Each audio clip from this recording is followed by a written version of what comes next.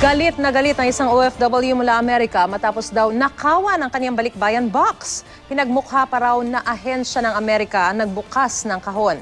May exclusive report si John Consulta.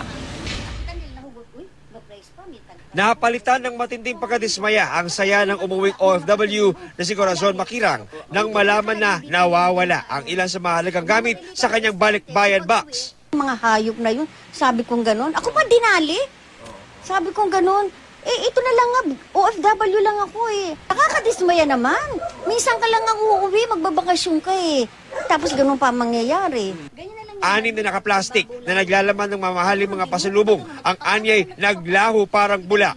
Sa bahay na lang daw niya napansin ang ibabaw ng kahon, tad-tad ng tape na may tatak na Transportation Security Administration o TSA ng Amerika para palabasin umanong binuksan at ininspeksyon ng kahon sa Amerika. Pero sa pakikipag-ugnayan daw niya sa pamamagitan ng email, sinabi daw ng TSA na kung sila ang nagbukas, dapat ay may nakalagay na Notice of Inspection o NOI tulad dito sa ininspeksyong bagahe.